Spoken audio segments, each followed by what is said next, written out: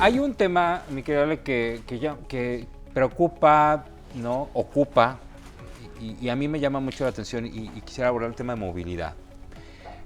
No dimensionamos lo que significa la movilidad en una ciudad hasta que no nos damos cuenta que nos tenemos que mover de nuestra casa a nuestro trabajo y viceversa, que tenemos que salir en una urgencia de la casa al hospital y viceversa. Ahí se pierde tiempo.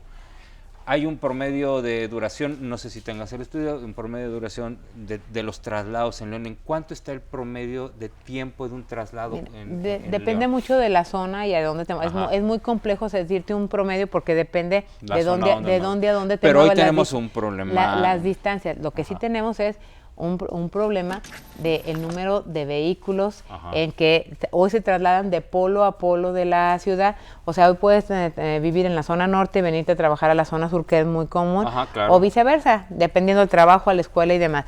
Entonces hemos crecido en cuanto a población, nada más para que nos demos idea. Sí somos la tercera más poblada según el censo de 2020, pero de 2020... ¿Ahorita? No, simplemente de 2020 a los primeros 2 años de la administración crecimos en 100,000 habitantes y el crecimiento ha sido constante, continuo y se expande. ¿Y en coches, ¿sí? más o menos? En coches también, no, y en motos también, ha sido un crecimiento exponencial. Entonces, eso no solamente lo vas a solucionar con mayores vialidades, sino que también tienes que buscar un esquema de planeación de ciudad a futuro. Hoy tenemos la ciudad que nos tocó y así la recibimos y ahora hay que buscar soluciones con esta ciudad y no le vamos a sacar la vuelta, pero tenemos que tener una visión de futuro. Es desde el INPLAN, desarrollo urbano, cuál va a ser el futuro para la ciudad en la planeación, cómo vienen las autorizaciones para futuros desarrollos. Creo que lo que debe de estar cerca es el trabajo, las escuelas y la vivienda. No puedes tener de un lado de la ciudad la vivienda, de otro lado de la ciudad la industria, sino que se tienen que compaginar. Pero por otro lado, también estamos apostando a grandes obras que conecten. Entre ellas, sabemos dónde está hoy focos así de que ya están sobrepasados el número de vehículos. Y no solamente estoy hablando de vehículos particulares, estoy hablando del transporte público. Así es. Le estamos apostando a los peatones con banquetas, mejorando la calidad de las banquetas. Tú puedes ver que en muchas zonas, aquí tú sales aquí al bulevar, ven el tipo de banquetas con arbolado, no estaban hace 3 años, ¿eh? Te puedo enseñar una foto de hace 3 años y no estaban como están hoy. Entonces, incluso aquí a la salida, ¿no? Hacia Morelos, ¿no? Por aquí por Miguel. Queremos que el peatón salga y tenga otras condiciones. Sí, claro. Y el peatón me dice, el árbol cambia, porque no es lo mismo que estén en el rayo del sol a que tengan un árbol que haga sombra. Claro. Y así estamos trabajando. Segundo, el tema de ciclovías. Simplemente hace 15 días inauguramos una ciclovía de 2.1 kilómetros, ¿sí?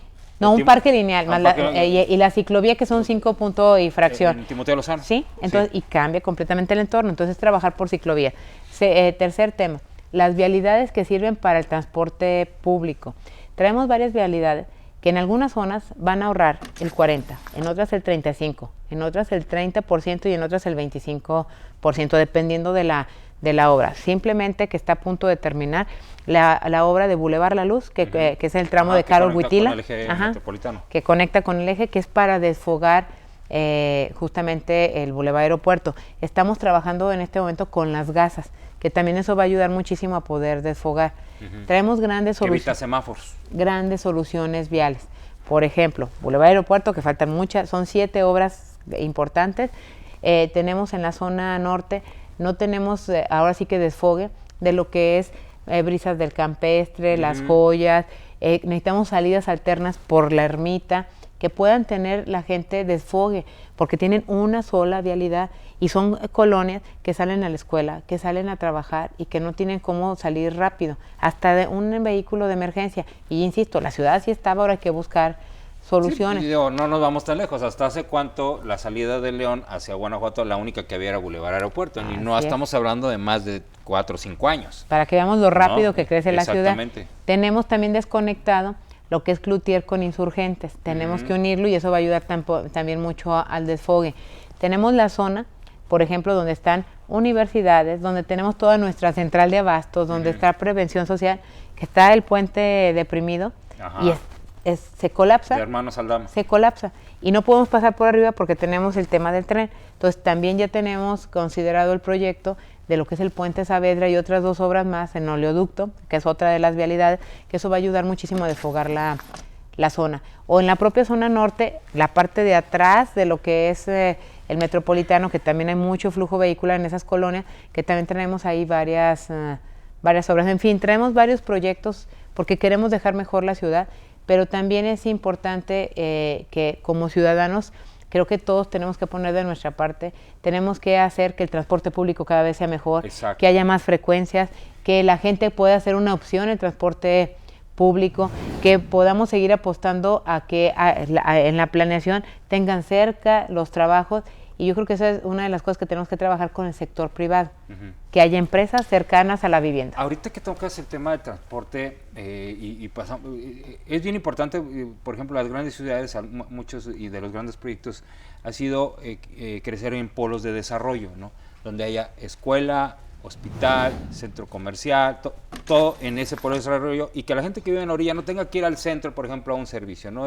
No sé si está más o menos pensado así este desarrollo de la ciudad. Sí, te digo, tenemos que convivir con lo que ya existe. Sí, claro. Pero lo nuevo tiene que tener esa visión. De polos de desarrollo. Y y yo aplaudo mucho las iniciativas ciudadanas que están ayudando a que también la gente que de León viva mejor. Y hay una que es la de Alianza por la Prosperidad, que tú la conoces, sí, claro, que de hecho Luis Gerardo, que es nuestro regidor ahora, lo invité también, porque él fue de los impulsores de Alianza por la Prosperidad, que es hacer que desde el sector privado se sumen al trabajo con gobierno para buscar mejor calidad de vida en la gente, mejores sueldos.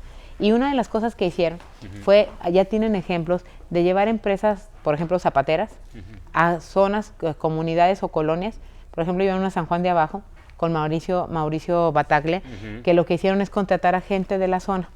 Entonces eso está bien padre, porque las mujeres no tienen que estarse trasladando y perdiendo tiempo y dejar más tiempo a sus hijos. Lo que pierden en el transporte, pues lo pueden pasar con sus hijos si es en la misma zona donde viven. Es acercarles el trabajo. Yo creo que ese tipo de iniciativas tenemos que seguirlas impulsando. Así es, definitivamente. Ahora, hay un tema interesante y que quisiera preguntarte. ¿Es momento de repensar nuestro sistema de transporte? Porque pareciera ser que empieza a quedarse obsoleto, ¿no? En algún momento fuimos punta de lanza a nivel mundial, ¿no? con este sistema integrado de transporte, pero ya obviamente las exigencias de la ciudad, del crecimiento de la ciudad, empieza a necesitar un nuevo transporte. ¿Es momento de repensar el SIT? ¿Hay algún proyecto de meterle manita para ver cómo hacemos que esto funcione mejor? Yo creo que siempre se podrá mejorar. Y yo creo que son de las cosas que nos tenemos que seguir replanteando. Y una de las cosas que ya tenemos análisis es, por ejemplo, en dónde se requieren más frecuencias, dónde se requieren nuevos servicios o nuevas rutas. Y obviamente se tiene que ir pensando en proyectos a futuro, que probablemente no me van a tocar a mí, en 3 años es muy complejo, pero que debe de dejar los cimientos para las siguientes generaciones y para los siguientes gobiernos.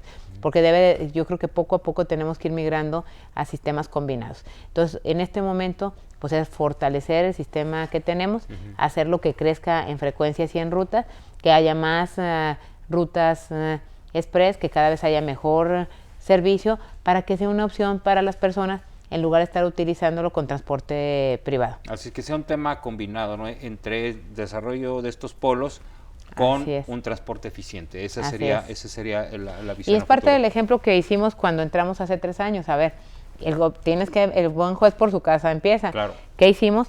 Dividir la ciudad por delegaciones, porque queríamos ser un gobierno y queremos ser un gobierno cercano, humano y de resultados, y queremos de cierta manera pues estar de la mano con la gente, y con el tamaño de la ciudad pues no podías tener los servicios solamente donde los tenías.